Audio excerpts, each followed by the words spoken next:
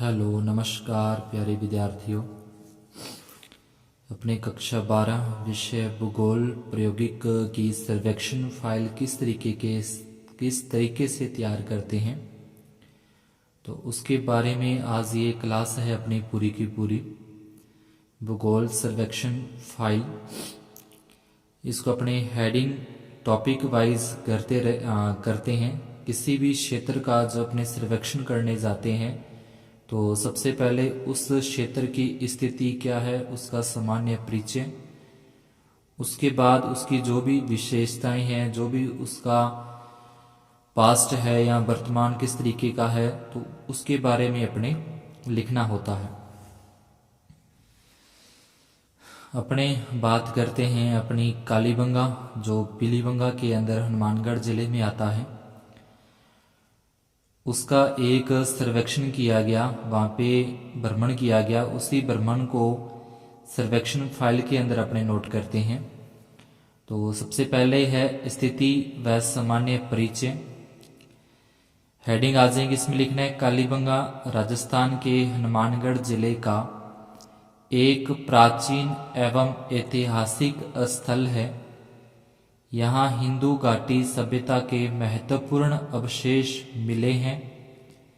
कालीबंगा हनुमानगढ़ जिले की पीलीबंगा तहसील से 5 किलोमीटर दूर राबतसर रोड पर स्थित है। हनुमानगढ़ जिले की स्थापना 1994 से पूर्व यह श्री गंगानगर जिले के अंतर्गत आता था। इस स्थान पर पूर्व में सरस्वती नदी तथा वर्तमान में गग्गर नदी बहती है। ये सामान्य परिचय। उसके बाद बात करते हैं जनप्रतिनिधि की। वर्तमान समय में कालीबंगा पीलीबंगा विधानसभा क्षेत्र के अंतर्गत आता है, जिसके विधायक श्री धर्मेंद्र मोची हैं तथा लोकसभा में श्री निहालचंद मेघवाल प्रतिनिधित्व कर रहे हैं। इसके बाद हेडिंग डालनी है समय व काल। कालीबंगा सभ्यता का काल कार्बन पद्धति के अनुसार 235 ईस्वी पूर्व से 1750 ईस्वी पूर्व माना जाता है। इस पुरातात्विक स्थल का ज्ञान सर्वप्रथम भाषा शास्त्री L.P. टेस्टिटोरी को हुआ था। उसके बाद आता है इसका नामकरण। ऐसी अवधारणा है कि प्राचीन काल में इस क्षेत्र से निर्मित काली मिट्टी की चूड़ियां आसपास के क्षेत्र में बहुत प्रसिद्ध थी, इसलिए इस क्षेत्र का नाम कालीबंगा पड़ गया।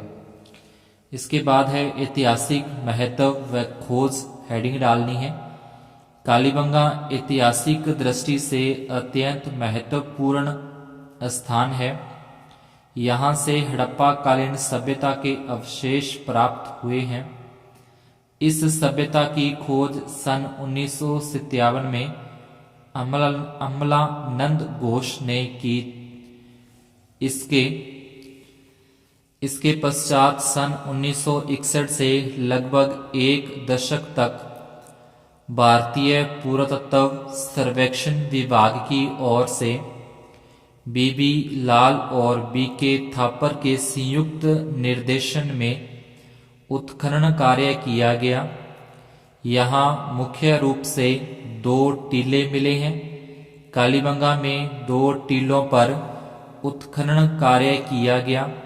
पहला टीला छोटा व अपेक्षाकृत ऊंचा है, जो कि पश्चिम दिशा की ओर स्थित है, तथा दूसरा टीला पूर्व की ओर अपेक्षाकृत बड़ा व नीचा है। दोनों टीले परकोटे से घिरे हुए हैं। कालीबंगा सभ्यता 2 भागों में विभक्त है।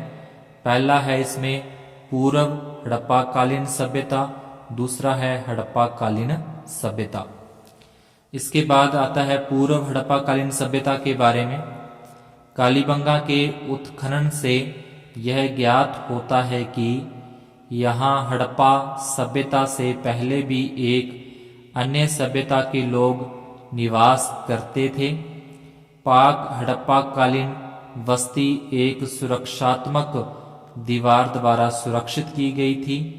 इस दीवार के निर्माण में 30 इंटू 20 इंटू 10 सेंटीमीटर आकार की कच्ची ईंटों का प्रयोग किया गया था। पाक हड़प्पा कालीन बस्ती में सार्वजनिक नालियों के अवशेष नहीं मिले हैं। लकड़ी को कुरेद कर नाली बनाने के अवशेष कालीबंगा से मिले हैं। ऐसा माना जाता है कि पाक हड़प्पा कालीन सभ्यता प्राकृतिक आपदा के कारण 240 ईस्वी पूर्व में लगभग समाप्त हो गई। 235 ईस्वी पूर्व के आसपास सिंधु सभ्यता के लोगों ने इसी पूर्व बस्ती के अवशेषों पर अपनी नई बस्ती विकसित की। इसके बाद दूसरा प्रकार है हड़प्पा कालीन सभ्यता। कालीबंगा की खुदाई में दोनों टीलों के ऊपरी स्तरों में हड़प्पा कालीन सभ्यता के अवशेष प्राप्त हुए हैं। हड़प्पा सभ्यता के अन्य नगरों की तरह कालीबंगा में भी इस सभ्यता के 2 टीले प्राप्त हुए हैं, एक पश्चिम दिशा की ओर छोटा टीला, एक पूर्व दिशा की ओर बड़ा। दोनों टीले बहुत ही महत्वपूर्ण हैं।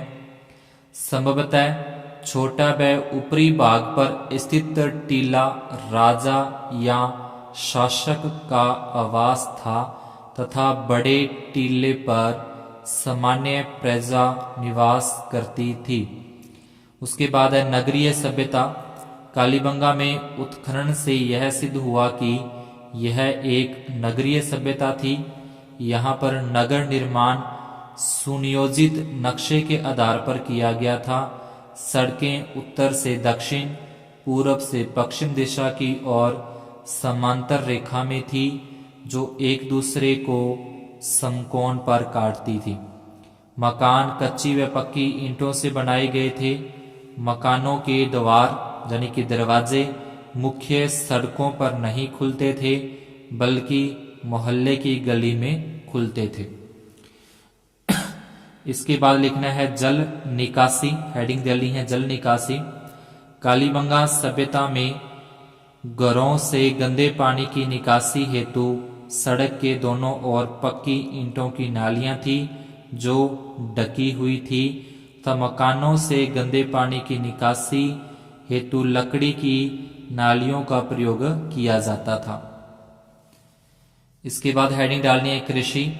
कालीबंगा में सरस्वती तथा दृशद्वती नदियों द्वारा लाई गई उपजाऊ मिट्टी के कारण यह क्षेत्र कृषि के लिए महत्वपूर्ण था। कालीबंगा सभ्यता में जौ व गेहूं की कृषि के साक्ष्य प्राप्त हुए हैं। कृषि कार्य के लिए लकड़ी के हल का प्रयोग किया जाता था तथा सिंचाई के लिए ये लोग नदी जल व वर्षा जल पर निर्भर थे। उत्खनन में कालीबंगा में एक दोहरे जुते हुए खेत के अवशेष प्राप्त हुए हैं। इससे यह ज्ञात होता है कि ये लोग एक ही खेत में एक बार में एक ही समय में 2 फसलें प्राप्त करना या उगाना जानते थे, जिससे यह निश्चित होता है कि कालीबंगा के कृषक निश्चय ही अतिरिक्त उत्पादन करते थे। उसके बाद है वर्तमान स्थिति। कालीबंगा वर्तमान समय में एक ऐतिहासिक लिखना है ऐतिहासिक पर्यटन स्थल के रूप से बड़ी तेजी से उभर रहा है। पिछले कुछ समय से यहाँ पर आने वाले देशी विदेशी पर्यटकों की संख्या से लगातार वृद्धि हो रही है।